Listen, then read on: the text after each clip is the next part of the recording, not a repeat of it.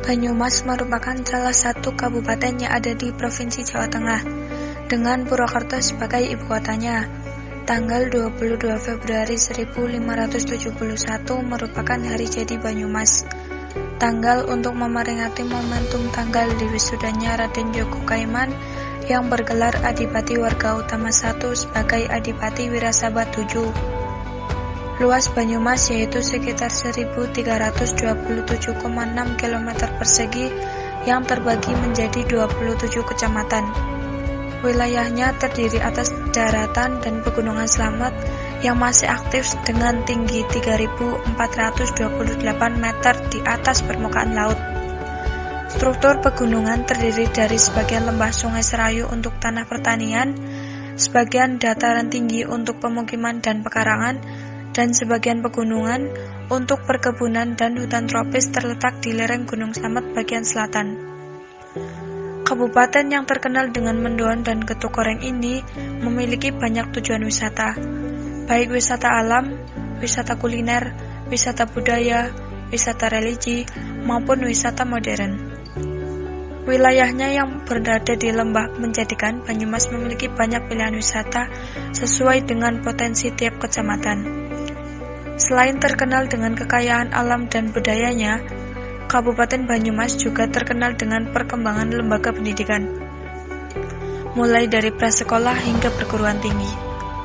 Di Kabupaten Banyumas terdapat 1.348 lembaga pendidikan negeri dan swasta, yang terdiri atas SDMI, SMP MTS, dan SMA, MA, SMK.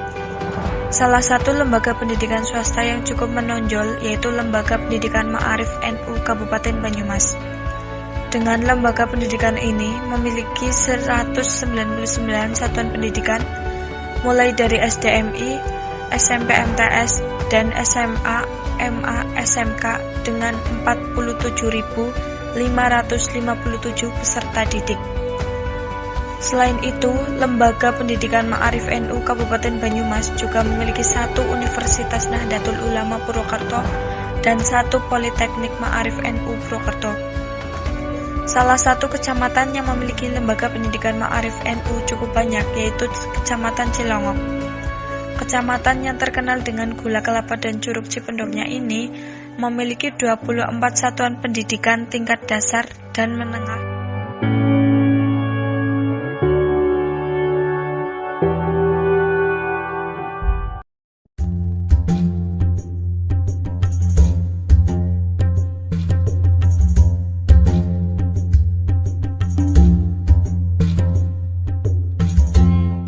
Sejuk dan rindang mengelilingi madrasah ini.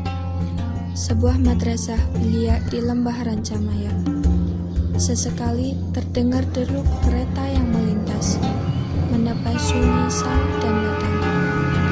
Ya, inilah Madrasah Aliyah Ma'arif NU Cilongok. Madrasah yang baru sewindu berdiri namun cukup memikat.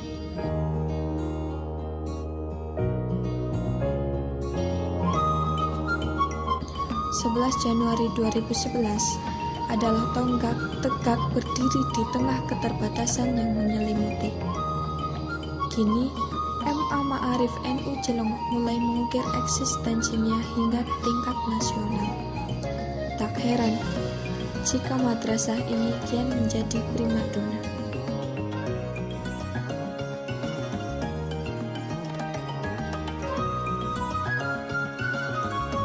Di bawah naungan Lembaga Pendidikan Ma'arif NU Kabupaten Banyumas, MA Ma'arif NU Cilongok senantiasa menjadi salah satu garda terdepan dalam memajukan sektor pendidikan Nahdlatul Ulama. Dalam asa itu, MA Ma'arif NU Cilongok berkomitmen untuk teguh cekelan waton memegang teguh ajaran Islam Ahlus Sunnah wal Jamaah An-Nahdliyah.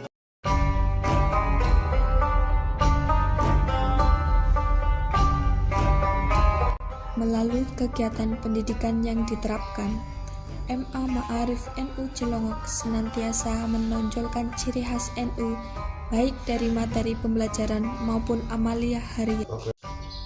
Tujuan ditekannya Rabbul Hadad di MA Ma'arif Cilongok Salah satunya adalah untuk agar siswa itu bisa dan mengerti serta memahami salah satu tradisi kebiasaan amaliyah Nahdlatul Ulama.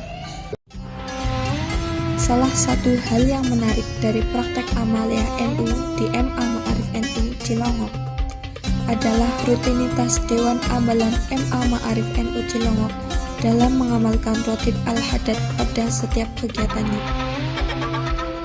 Pangkalan gerakan pramuka yang bernama Dewan Amalan Kiai Haji Wahid Hasyim dan Nyai Solihah Wahid ini menggunakan Rotib Al-Haddad sebagai media olah rohani segenap warga amalan.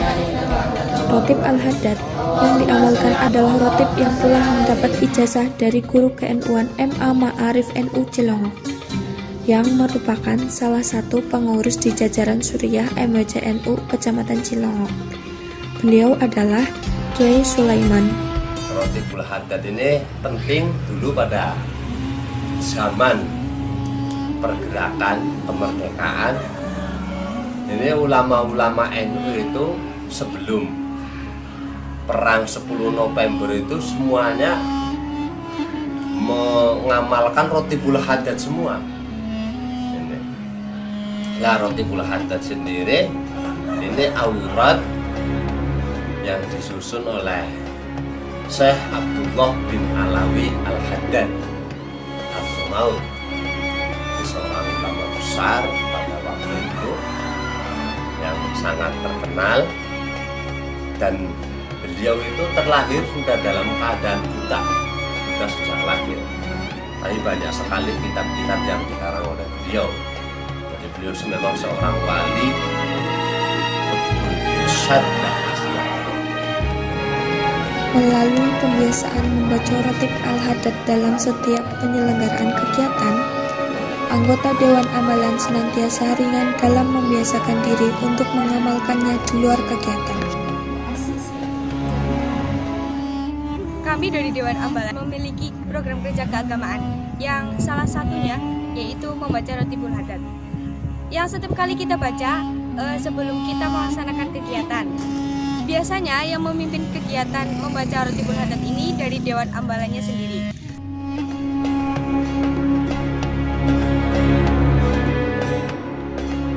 Dan dari kami sendiri selaku Dewan Amalan Kiai Haji Wahid Hasyim dan Nyai Solihah Wahid MA Ma'arif NU Cilongok mengadakan pembacaan Rotibul Haddad sebelum melaksanakan kegiatan. Pertama adalah untuk suksesi kegiatan tersebut, di mana kita berharap agar kegiatan ini juga mendapatkan berkah dengan adanya pembacaan zikir, yang mana zikir ini adalah yang sering dilantunkan oleh seorang waliullah.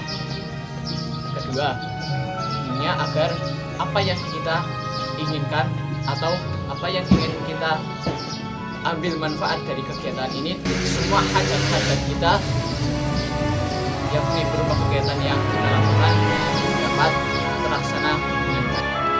Rotibul Haddad disebarkan ke seluruh masjid-masjid di Hadramaut. Setiap waktu maghrib itu dibaca terus setiap waktu maghrib. Dan alhamdulillah karena berkah dari Rotibul Haddad ini, Hadramaut itu selamat. Sampai sekarang Hadramaut itu masih di Hadramaut itu setiap waktu maghrib itu masih dibaca di masjid-masjid itu dibaca Rotibul Haddad.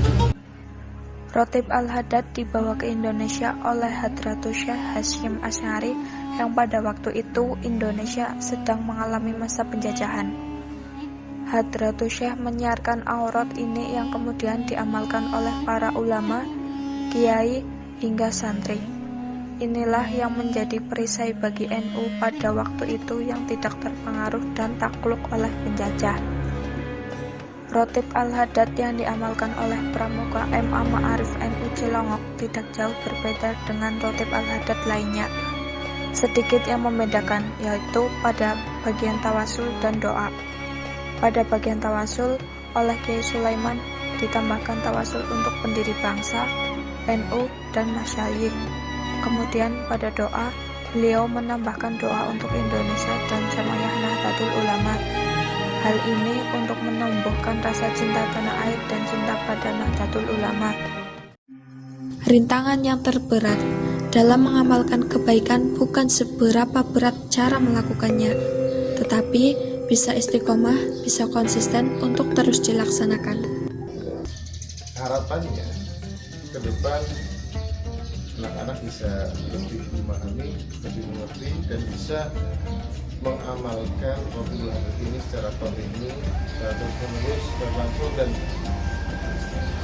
pasti sekali amaliyah ini, Rotibul Hadad ini ada efek-efek positif bagi para pembacanya, baik itu yang bersifat langsung maupun yang secara tidak langsung. Terlepas dari khasiat yang memberi efek sugestif, dengan membaca Rotib Al-Hadad memiliki sisi lembut yang membuat jiwa lebih tenang. Secara psikologis, jiwa yang tenang akan menjadi penyeimbang raga dalam beraktivitas.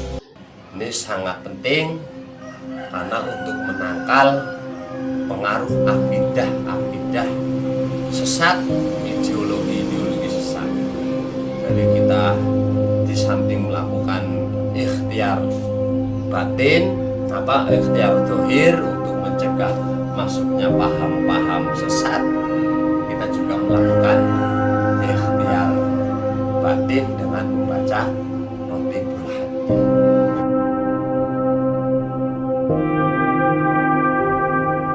Jadi kita orang NU itu kan punya senjata yang tidak dimiliki oleh lawan NU.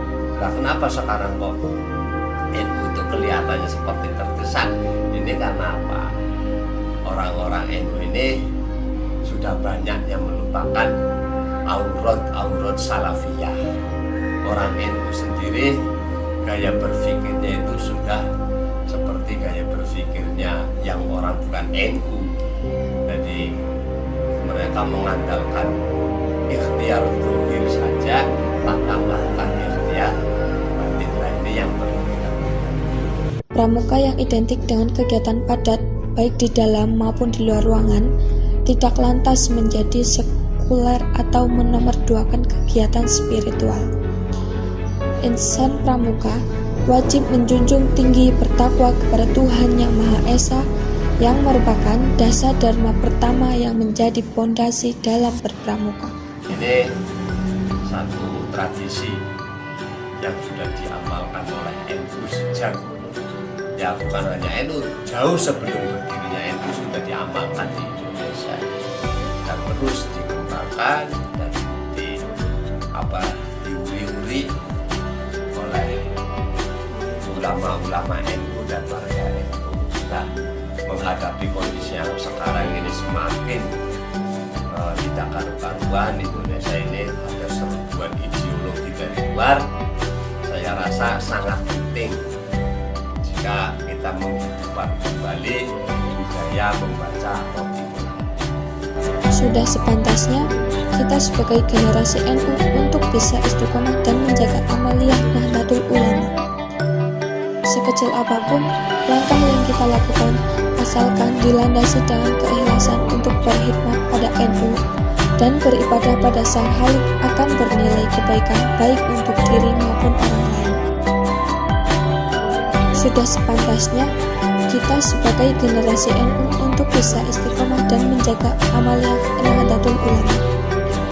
Sekecil apapun langkah yang kita lakukan, asalkan dilandasi dengan keikhlasan untuk berkhidmat pada NU dan beribadah pada Sang Khalik, akan bernilai kebaikan baik untuk diri maupun orang lain.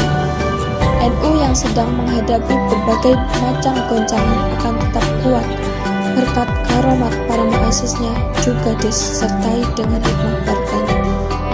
Kita yakin dengan menjadi bagian dari NU, insya Allah kita akan selamat dunia dan akhirat. Yakinlah, prasangka baik manusia merupakan munajat yang didengar oleh Allah Subhanahu wa Ta'ala.